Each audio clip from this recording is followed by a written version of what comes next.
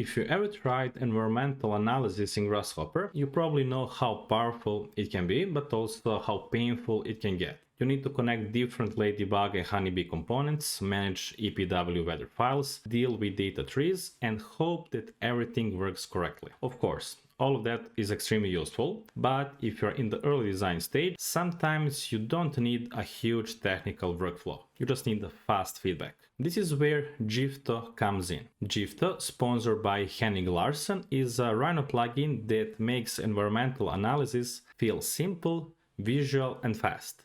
In just a few clicks, you can test sunlight, shadows, wind, microclimate, and more directly inside Rhino in real time. So instead of building a big Grasshopper definition first, we can stay inside Rhino, select geometry, import site context, run analysis, and get visual feedback directly in the viewport. So in this tutorial, we'll show you exactly how to use it. First, let's install it. Open Rhino 8, type package manager in the command line, search for Jifto, and click install. Once installed and you restart Rhino, type Jifto toggle panel in the command line, log in with your email address, and you're ready to start. The first module is start, and this is where we connect our project to a real location. Inside the start panel, we can enter an address. For example, I will type London. After entering the address, we need to define the site. If you don't see the map, click on the show map icon.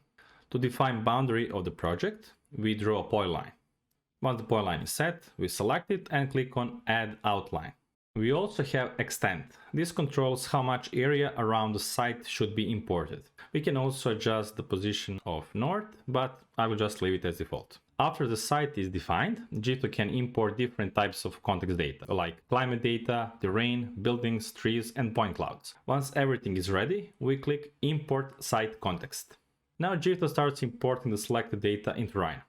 When the import is finished, we can check the model in the viewport. You will also see Site Insights, which we can turn on and off with this button. The Insight tab summarizes basic information about the selected location, and it's useful at the beginning of a project because it gives you a quick overview of site information. You can also notice that the geometry is displayed in a very clean way. This is actually a custom display mode called Jifto diagram, and it's generated automatically by the plugin. You can toggle this mode by clicking the preview button. And if we take a look at layers, you can see that Jifto created separate plot and context layers with sub-layers for terrain, buildings, and trees for each one. Now let's move to sunlight. At the top, we can choose between sun hours and shadows. Sun hours shows the total amount of sunlight over a selected time period, and shadows shows the shadow position at a specific time. In the geometry section, the first thing we need to do is select the analysis objects. Basically, these are the surfaces where we want to see the result. So I will select all objects under the plot layer and click Add Analysis. If you want to remove selected objects, we use Remove, or to reset selection, we use Clear. Below that, we select the context objects. These are the objects that block sunlight and cast shadows. So I will select all objects under the context layer and click Add Context. And just like that, we can check the result directly in the viewport. If we move, scale, or delete any analysis or context objects, Jifto automatically recalculates the results and updates everything right away. If we enable Inspect Result, we can hover over the model and check the amount of sunlight for each pixel. And its centers can be displayed by enabling Show Analysis Grid. If we want to check what is being analyzed and what is being used as context, we can enable Inspect Geometry. Analysis objects are displayed in pink, while context objects are displayed in cyan. Now let's go back to sunlight, date, and time. Here we can choose day or season. We have presets like equinox, summer, and winter. And if we want a custom date, we can change the month and day manually. For sun hours, we also set the hour range. Then in appearance, we choose how the result should be displayed. We can show sunlight or energy, depending on the type of reading we need. If we click on the sunlight scale, we can also change color gradient. And if we turn on expert mode, we get access to the advanced settings. Here we can adjust resolution. Lower resolution is faster, higher resolution gives a more detailed result. And here we also have time step, range, size, and max gap.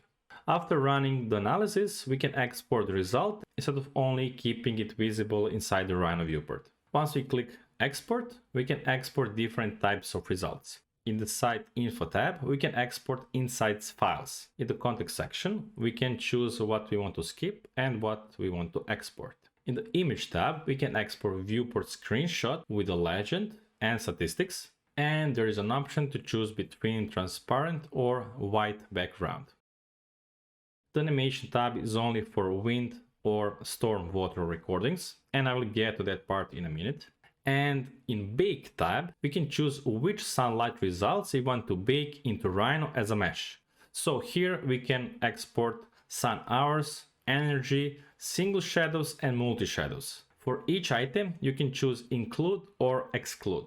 And when we click Bake, Jifto creates the selected analysis results inside Rhino, with each item placed on a separate layer.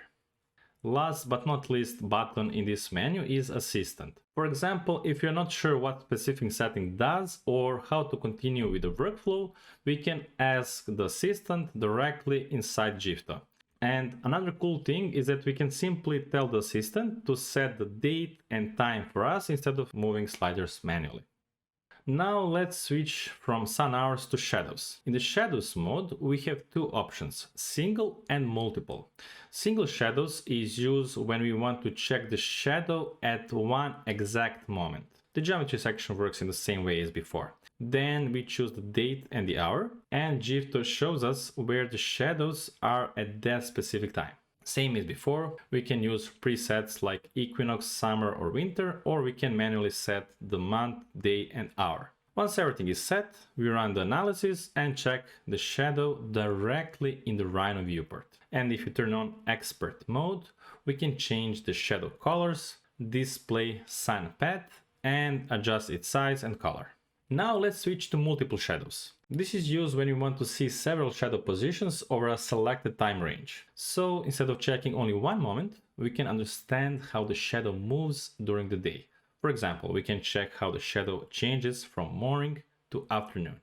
In appearance, we can control how the shadows are displayed, and in advanced settings, we can adjust the resolution.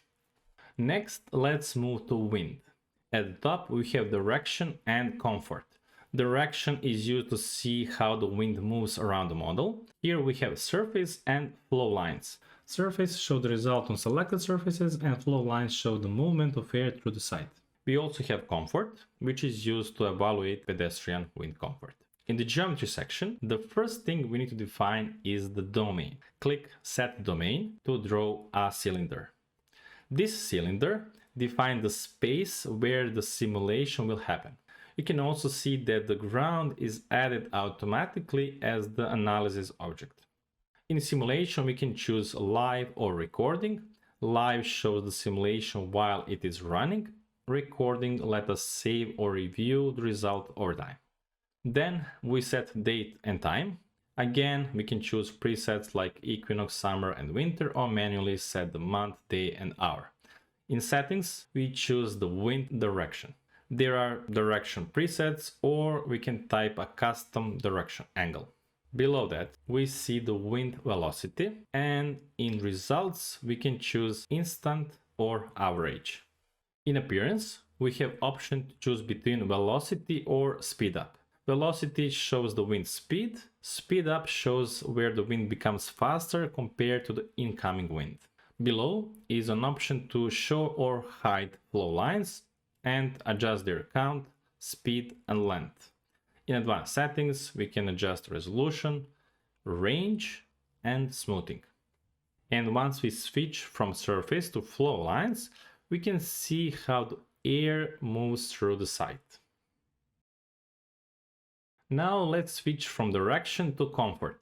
Comfort is used to check how comfortable the outdoor space is for people. The setup is very similar, so I will use the same domain. In settings, we can choose between annual and seasonal. Annual checks comfort based on the full year, and seasonal let us focus on a specific season. Below that, we have directions. This controls how many wind directions Jifto will use for the comfort calculation. In appearance, we can choose the comfort standard. Here we have Lawson, LDDC, and NEN 8100. Alright, if you want to save the simulation, go to Recording and click here Start Recording. Once the recording is done, we can review it, delete it, or export it. To save it, go to Export, click Animation, choose the recording we want, and then click Export.